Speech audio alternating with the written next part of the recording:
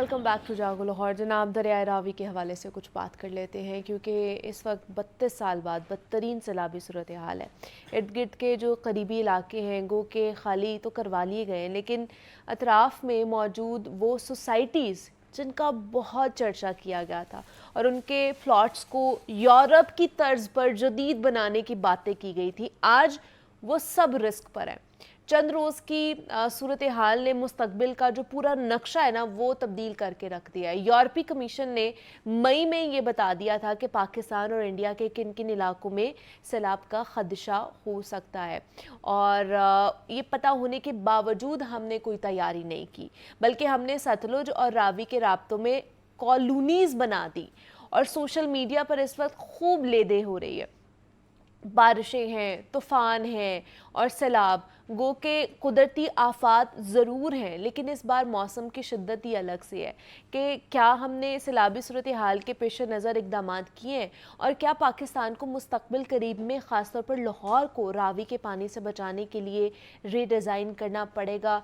ये क्या सूरत हाल है, मज़ीद आगे सूरत हाल कितनी बिगड़ने वाली, क्योंकि इससे पहले जैसे हम बात भी कर रहे थे बीपर पे और रावी की सूरत हाल के हवाले से हमें जाहिद आबिद भी बता रहे थे कि वहाँ पर शादरा के मकाम पर जो है ना वो पानी पहुँच चुका है और मुल्हिका जो इलाके हैं वो ज़ेर आब भी आ चुके हैं।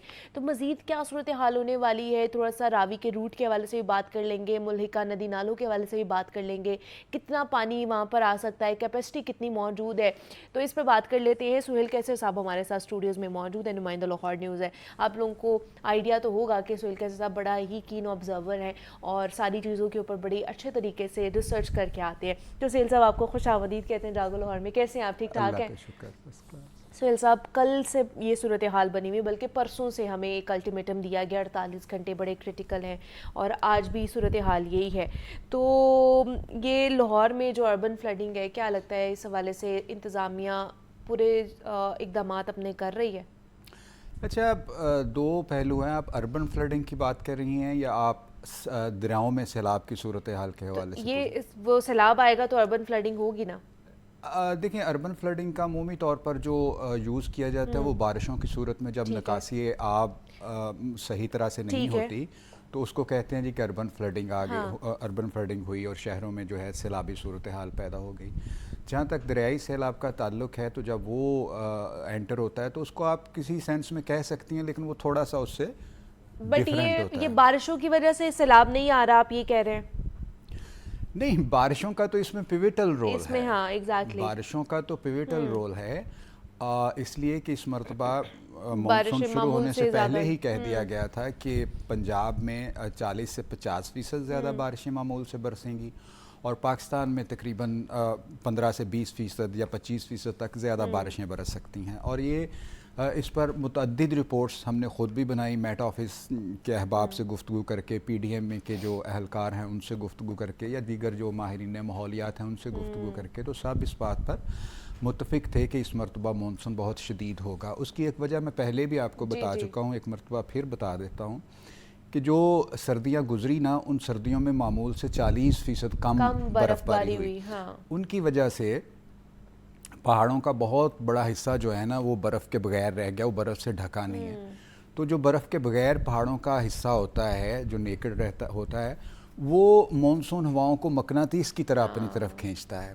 मतलब पहले अगर वो 20% की रफ्तार से खींचता है तो वो फिर जब बर्फ़ नहीं होती तो 40-50 से, मतलब बहुत तेज़ रफ्तारी के, तो जाहिर है जब वो पूरी ताकत से अपनी तरफ खींचेगा तो हवाओं, जो मानसून हवाएं हैं, उनकी ताकत में भी इजाफा होता है और इसलिए ज़्यादा बारिशें बरसी। और ये बारिशें तो बाला कैचमेंट एरियाज़ में जो बरसी मुख्तलिफ दरियाओं के, उन्होंने इसमें बहुत बहुत अहम किरदार अदा किया और इसी की बिना पर इस मरतबा रावी, सतलुज और चनाब, ये तीनों दरिया मतलब बहुत बिखरे और अभी तक सैलाबी सूरत हाल है तीनों दरियाओं में। अल्लाह ख़ैर रखें, उम्मीद है कि बेहतरी होना, मामूली सी बेहतरी तो नज़र आई है। लेकिन चनाब की सूरत हाल जो है वो तब्दील नहीं हो रही, वो बहुत क्रिटिकल सिचुएशन है। और उससे कितने लोग खुसूसन जो कादराबाद हेडवर्क है वहाँ पर, इसलिए कि कादराबाद हेडवर्क्स की जो पानी गुजरने की गुंजाइश है वो तकरीबन 8 लाख क्यूसिक के करीब है और इस वक्त वहाँ पर 10 लाख क्यूसिक का रेला चल रहा है। और कल कहीं पर इन्होंने ब्रीचिंग भी की एक तरफ से, ताकि जो सैलाब का पानी है वो साइडों पर निकले। गुजरांवाला और बताया जा रहा है कादराबाद के दरमियान जो है हेडवर्क्स जो है उसको नुकसान ना पहुंचे, क्योंकि हेडवर्क्स एक बहुत कीमती चीज़ होती, लोगों की जानो माल भी बहुत कीमती होती, लेकिन क्या किया जाए जब फिर कोई दूसरा रास्ता ना हो तो फिर ये जब दो ऑप्शंस में से एक चूज करना हो तो लेकिन खुद ब्रीचिंग करने में फ़ायदा ये होता है कि आप उससे पहले प्रिकॉशनरी मेजर्स ले लेते हैं, लेकिन अगर खुद से टूट जाता है तो फिर वो बहुत ज़्यादा सिचुएशन क्रिटिकल हो जाती है। चले चुनाव के हवाले से बात कर लिए, कुछ रावी के हवाले से बात कर ले। रावी हम जैसे पहले कुछ अर्सा पहले जब हम रावी के ऊपर बात करते थे तो हम कहते थे रावी सूख रहा है, इसमें पानी ही नहीं है, पीछे से उन्होंने भी डैम बंद कर दिया है तो रावी में शायद पानी अब कम होता जाएगा day by day, year by year. अब एकदम सूरत हाल चेंज हो गई है, रावी जो है ना वो बिफर गया है, जिस तरह हमने पहले भी बात की। तो ज़रा थोड़ा सा रावी के हवाले से बताइए, उसके रूट्स के हवाले से बताइए कि क्या रूट है रावी का, कहाँ से कहाँ जाएगा ये पानी अगर सैलाब आ जाता है। देखें, पहले भी कई मरतबा इस हवाले से बात हो चुकी है कि रावी की जो तवालत है वो तकरीबन 720 किलोमीटर है। ठीक है। ये भारत का ज़िला है एक कांगड़ा, वहाँ से ये इसका आगाज़ होता है, फिर ये भारत के पहाड़ी इलाके से होता हुआ फिर पंजाब में दाखिल होता है, और पाकिस्तान में दाखिल होने से पहले ये माधोपुर लास्ट जो एक जगह है भारत में, वहाँ तक पानी रोकने का भारत की तरफ से इंतज़ाम है। माधोपुर हेडवर्क से फिर इन्होंने एक नहर निकाली है जो हरी के पतन की तरफ निकलती है, और उसके बाद जो पानी बचता है वो फिर पाकिस्तान में आ जाता है, और यहाँ से नैना या नैना कोट सरहदी कस्बा है, उसके करीब से पाकिस्तान में दाखिल होता है, फिर आगे जस्सड़ से फिर शादरा से फिर आगे बल्लोकी, ये पत्तोकी के पास, बल्लोकी से फिर आगे सदनाई हेडवर्क्स है, सदनाई से आगे फिर ये पंजनत पे जाके दरियाए चनाब में, हाँ मेरा ख्याल दरियाए चनाब में जाके मिल जाता है।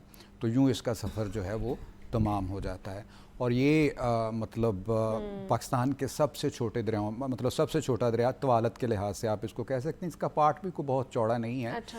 तो इसलिए जब इसमें पानी आता है तो इर्द गिर्द की आबादियों को नुकसान पहुंचने का ज़्यादा ख़दशा होता है। मतलब देखिए कि यहाँ पर रावी में जब 90,000 क्यूसिक पानी आ जाता है तो इसका मतलब होता है कि ऊंचे दर्जे का सैलाब हो गया। यही पानी जब 5 लाख से तजावज़ करता है दरिया सिंध में तो वहाँ पर तब ऊंचे दर्जे का सैलाब आता है, क्योंकि उसका पार्ट बहुत बड़ा है। वो तो लाइक इन दिनों तो वो आगे सखर, कोटरी, गद्दू बराज, वहाँ पर जैसे समंदर नज़र आता होगा, कभी आप देखें तो वो इस तरह नज़र आता है। बहुत बड़ा दरिया है, उसको शेर दरिया भी कहते हैं, अबासीन भी कहते हैं, सिंधु साई भी कहते हैं, मुख्तलिफ उसके। ठीक है। तो हर दरिया की अपनी कैपेसिटी के मुताबिक उसमें निचले, दरमियाने, ऊंचे दर्जे के सैलाब के पैमाने हैं। इसमें 90,000 क्यूसिक पानी जब आता है तो हम कहते हैं कि सैलाब ऊंचे दर्जे में कन्वर्ट हो गया है दरिया रावी में।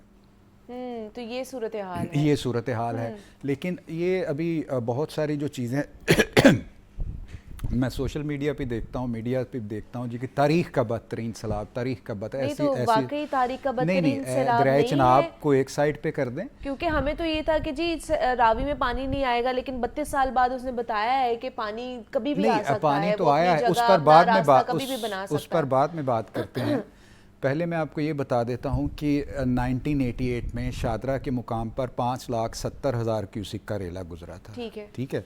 और अभी इस वक्त वहाँ पर जो पानी चल रहा है वो मेरा ख्याल 1,70,75,000 क्यूसिक के करीब है। मतलब वो 98 में ज़्यादा था और ये अभी 5,76,000 की अभी 1,70,000। उससे पहले 1955 में 6 लाख क्यूसिक का रेला भी दरिया रावी से गुजर चुका है। मतलब ये तारीख का बुलंद तरीन नहीं है। नहीं, ऐसा नहीं है। हाइप क्यों क्रिएट की जा रही है? अच्छा, उसकी पता है, एक तो एग्जैजरेशन हमारी सरिश्त में शामिल है, मतलब हम एक छोटी चीज़ को मुबालगा आराई के साथ पेश करते हैं।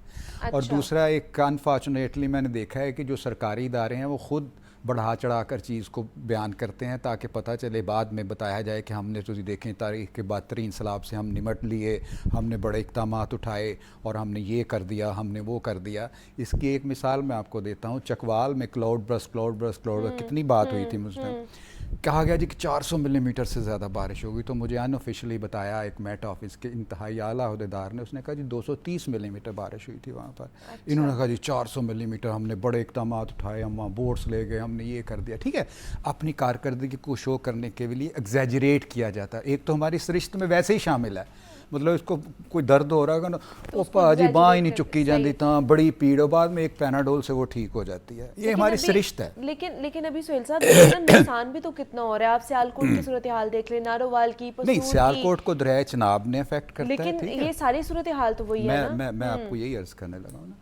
अभी आप देखिए कि जब ये कोट नैना से एंटर होता है, उसके बाद जसड़ के मुकाम पर आता है, उसके पास बिल्कुल करतारपुर है। ठीक है, हाँ जी, उसकी उस सूरत पर हाल हमने भी अरबों देखिए। रुपए की इन्वेस्टमेंट कर दी करतारपुर पे। जब उसको हमने कॉम्प्लेक्स बनाया, करतारपुर कॉम्प्लेक्स, मैंने उस वक्त भी देखा हुआ है जब यहाँ पर सिर्फ एक छोटा सा गुरुद्वारा हुआ ठीक करता है। था, और दूर दूर तक इतनी पुरसकून जगह का आप इमेजिन नहीं कर सकती। साथ में दरिया रावी बह रहा है, इधर क्या वो ना बात है। बड़ा शानदार नज़ारा होता था।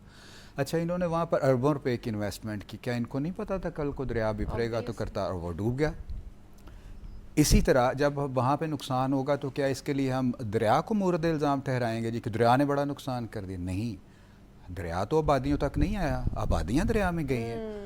वो साहब, मतलब मैं हैरान होता हूँ कि जिनकी अपनी दरिया के बेड में बनाई हुई स्कीम है, उसमें पानी आने का ख़दशा है या पानी आ गया, वो कह रहे होते हैं जी कि हम बचाने के लिए, आवाम को बचाने के लिए बड़े इक़दाम उठा रहे हैं। मतलब बंदा सोच के हैरान हो जाता है कि यार ये किस तरह की बात कर रहे हैं। तो सबको सब पता है कि क्या होता है क्या नहीं होता, लेकिन मसला ये है, हमारी एक और बड़ी प्रॉब्लम क्रिएट हो गई, हमें हाथ फैलाने की आदत पड़ चुकी है। जब कोई कुदरती आफत आती है, अब देखें ना, अब सैलाब आया, इसने सड़कें उखाड़ दी, इसने पुल उखाड़ दिया, अब आगे क्या होगा? आगे ये होगा कि नई सड़कों के ठेके मिलेंगे, पुलों के ठेके मिलेंगे, दूसरी चीज़ों के ठेके। अब ठेके किस तरह से इशू होते हैं, किस तरह मिले जाते हैं, क्या आपको नहीं पता क्या?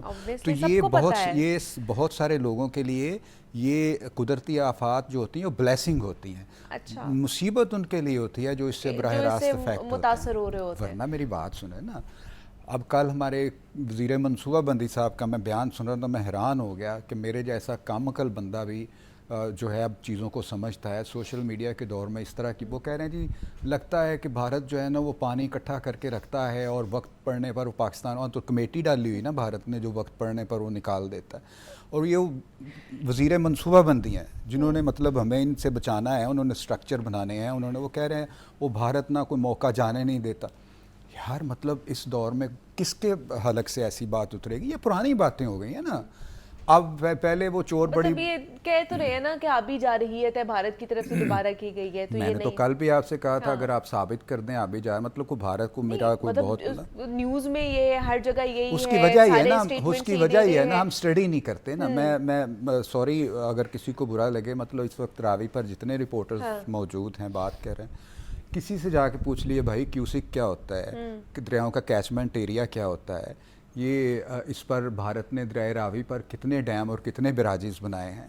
स्टडी नहीं करके जाते ना, पढ़ते नहीं, और पढ़ना अवलीन शर्त होती पहले। मतलब मैं कोई इसमें मास्टर नहीं हूँ, लेकिन अगर आपने मुझे अपने प्रोग्राम में बुलाया है तो मैं उससे पहले मज़ीद पढ़ के आया हूँ कि ये इस पर हेडवर्क्स कौन कौन सा है, इस पर कोई बैराज है नहीं है, इसकी तवालत कितनी है, कहाँ से ये कहाँ, इसमें से कितनी नहरें निकलती हैं, क्या हुआ इसके साथ ना। तो उससे तो मसला ये है कि जब आप पढ़ेंगे ही नहीं, जब आपको पता ही, आप पूछ लें जाके उनसे पूछ लें कि यार ये हरी के पतन का क्या इशू है, मतलब क्या होता है। मैं किसी को वो नहीं कर रहा, मैं सिर्फ ये कह रहा हूँ। तो चूंकि एक लफ्ज़ ये वही है ना कि उसने कहा जी वो सीसीटी वाले जी वो मुजरमों को ले जा रहे थे, रास्ते में उनके साथियों ने फायरिंग कर, यार स्क्रिप्ट ही चेंज कर लो यार।